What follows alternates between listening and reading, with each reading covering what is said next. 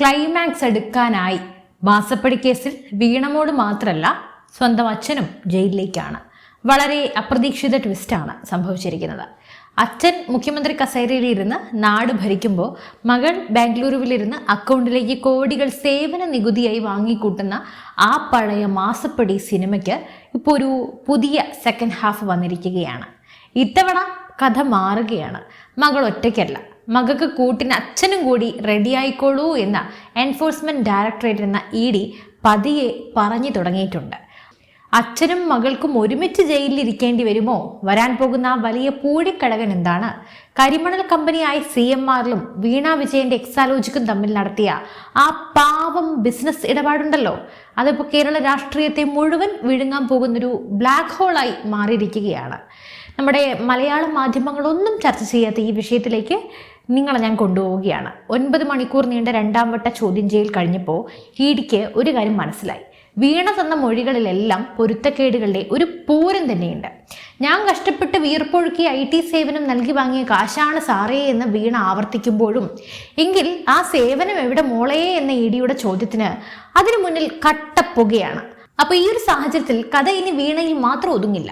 അന്വേഷണം നേരെ 1ാം പിണറായി സർക്കാരിന്റെ കാലത്തേക്കും ആ സർക്കാരിന്റെ തലവനായിരുന്ന പിണറായി വിജയനിലേക്കും നീളുകയാണ്. അച്ഛൻ്റെയും മോളുടെയും സകല കള്ളക്കളികളും പൊളിയുന്ന, ആരെയും മുൾമുനയിൽ നിർത്തുന്ന ആ ഞെട്ടിക്കുന്ന വിവരങ്ങളിലേക്ക് നമുക്ക് ഒട്ടും വൈകാതെ തന്നെ കടക്കാം. നമുക്കറിയാം, ലോകത്ത് പലതരത്തിലുള്ള ബിസിനസ്സുകളുണ്ട്.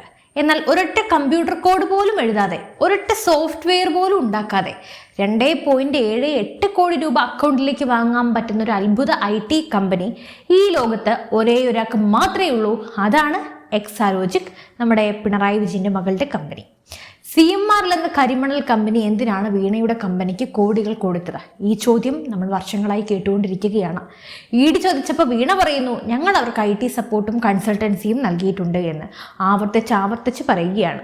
ED തിരിച്ചും ചോദിച്ചു, ശരി തന്നെ, സേവനങ്ങളുടെ ഡിജിറ്റൽ തെളിവുകൾ, ഇമെയിലുകൾ, പ്രോജക്റ്റ് റിപ്പോർട്ടുകൾ, ഇതൊക്കെ എവിടെ? അവിടെയാ ട്വിസ്റ്റ്. വീണയുടെ പക്കൽ അതിന് ഒരു രേഖയുമില്ല. ഒരു സർവീസ് പ്രൊവൈഡർ കമ്പനി കോടികളുടെ ബിസിനസ് ചെയ്യുമ്പോൾ അതിന് കൃത്യമായ ഡെലിവറബിൾസ് ഉണ്ടാകണം എന്നാണ് അതിൻ്റെ ഒരു ഇത്. ഇവിടെ ഡെലിവറി ചെയ്തത് ശൂന്യത മാത്രമാണ്. അങ്ങോട്ടൊന്നും കൊടുത്തില്ല, ഇങ്ങോട്ട് എന്തൊക്കെയോ കിട്ടി.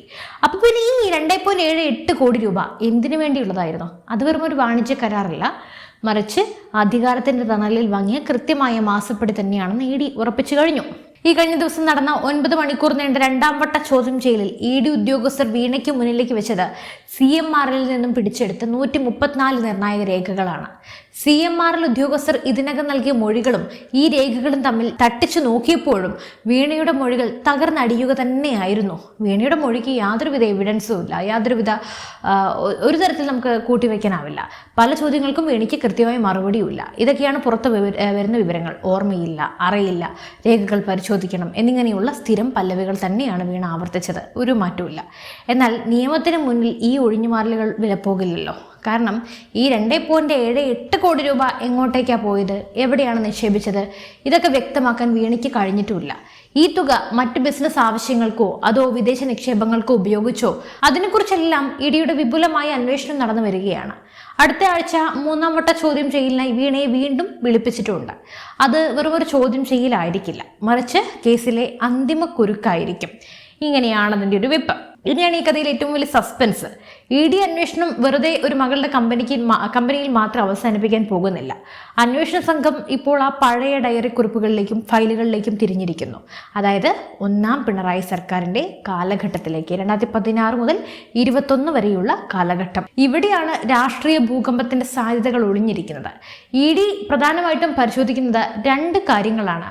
ഒന്നാമത് ക്യൂ പ്രോ ക്യോ, അതായത് ഇങ്ങോട്ട് തന്നതിന് പകരം അങ്ങോട്ട് എന്ത് നൽകി? മകളുടെ കമ്പനിക്ക് CMRL കോടികൾ മാസപ്പടിയായി തരുമ്പോൾ പകരം പിണറായി വിജയന്റെ നേതൃത്വത്തിലുള്ള അന്നത്തെ സർക്കാർ CMRL എന്ന സ്വകാര്യ കരിമണൽ കമ്പനിക്ക് എന്തെങ്കിലും വഴിവിട്ട സഹായങ്ങളൊക്കെ ചെയ്തു കൊടുത്തിട്ടുണ്ടോ?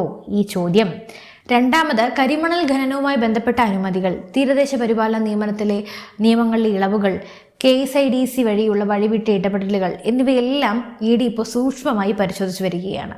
അന്നത്തെ വ്യവസായ വകുപ്പിലെയും മുഖ്യമന്ത്രിയുടെ ഓഫീസിലെയും പ്രധാനപ്പെട്ട ഫയലുകൾ ED വിളിപ്പിച്ചു കഴിഞ്ഞു. ഭരണപരമായ തീരുമാനങ്ങൾ വഴി ഒരു സ്വകാര്യ കമ്പനിക്ക് കോടിക്കണക്കിന് രൂപയുടെ ലാഭമുണ്ടാക്കി കൊടുക്കുകയും അതിൻ്റെ പ്രത്യുപകാരമായി മുഖ്യമന്ത്രിയുടെ മകളുടെ കമ്പനിക്ക് മാസപ്പടി എന്ന പേരിൽ കമ്മീഷൻ അടിക്കുകയും ചെയ്തു എന്ന് തെളിഞ്ഞു കഴിഞ്ഞാൽ കഥ അവിടെ തീർന്നു. അഴിമതി നിരോധന നിയമപ്രകാരവും കള്ളപ്പണം വെളുപ്പിക്കൽ നിരോധന നിയമപ്രകാരവും അഥവാ PMLA ആക്ട് പ്രകാരവും പിണറായി വിജയൻ നേരിട്ട് പ്രതിക്കൂട്ടിലാകും. മകൾക്ക് കൂട്ടിന് അച്ഛനും ജയിലിലേക്ക് പോകേണ്ടി വരുമെന്ന് പറയുന്നത് ഇതുകൊണ്ട് തന്നെയാണ്. ഇതിലെ ഏറ്റവും വലിയ കോമഡി എന്താണെന്ന് വെച്ചാൽ ഈ കേസ് നടക്കുമ്പോൾ കേരളത്തിലെ രാഷ്ട്രീയ സാഹചര്യം മാറി മറിഞ്ഞിരിക്കുന്നു എന്നതാണ്. പിണറായി വിജയൻ ഇപ്പോൾ പ്രതിപക്ഷ നേതാവാണ്. VD സതീശന്റെ നേതൃത്വത്തിലുള്ള സർക്കാരാണ് ഇപ്പോൾ കേരളം ഭരിക്കുന്നത്.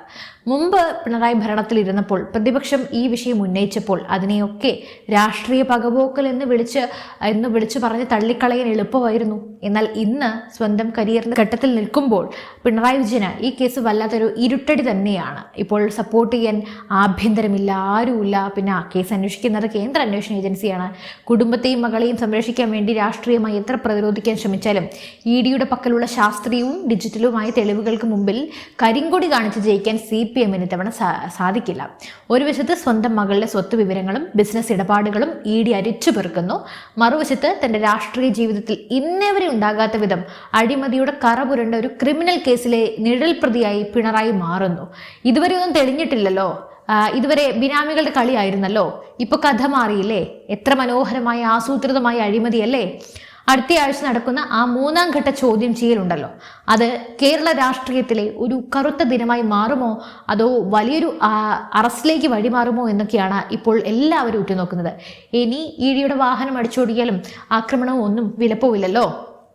പിന്നെ ED പൂട്ടാൻ തീരുമാനിച്ചാൽ അത് പൂട്ടിയിരിക്കും. അത് മുൻകാല ചരിത്രങ്ങൾ നമ്മളെ പഠിപ്പിക്കുന്നുണ്ട്. അച്ഛൻ്റെ ഭരണസ്വാധീനം ഉപയോഗിച്ച് മകൾ കോടിപതി ആയതാണോ അതോ മകൾക്ക് വേണ്ടി അച്ഛൻ നിയമങ്ങളെല്ലാം കാറ്റിൽ പറത്തിയതാണോ എന്ന തരത്തിലുള്ള എല്ലാ ചോദ്യങ്ങൾക്കുമുള്ള കൃത്യമായ മറുപടി വരും ദിവസങ്ങളിൽ ഉറപ്പായിട്ടും വന്നിരിക്കും. ഇനി കാത്തിരിപ്പിൻ്റെ ആവശ്യമില്ല. മാസപ്പടി വാങ്ങിയ മകൾ ഒറ്റയ്ക്കല്ല, മിക്കവാറും മകൾക്ക് കൂട്ടിന് അച്ഛനും ജയിൽവാസനും ഉണ്ടാകും. ഈ അവസ്ഥയിലേക്കാണ് കാര്യങ്ങളുടെ പോക്ക്. വളരെ നല്ലൊരു ഫീൽ ഗുഡ് ചിത്രം പോലെ എന്തായാലും സകല കള്ളക്കളികളും പൊളിഞ്ഞു കഴിഞ്ഞു. EDയുടെ അടുത്ത നീക്കം എന്തായിരിക്കും? പിണറായിയെ ചോദ്യം ചെയ്യാൻ ED നോട്ടീസ് അയക്കുമോ? നിങ്ങളുടെ അഭിപ്രായങ്ങൾ തീർച്ചയായും താഴെ കമൻറ്റ് ചെയ്യൂ. വീഡിയോ ഇഷ്ടപ്പെട്ടാൽ ലൈക്ക് ചെയ്യാനും ഷെയർ ചെയ്യാനും മറക്കരുത്. നമ്മുടെ ചാനൽ സബ്സ്ക്രൈബ് ചെയ്യുക. മറ്റു വിഷയമായി വീണ്ടും എത്തും വരെ നന്ദി.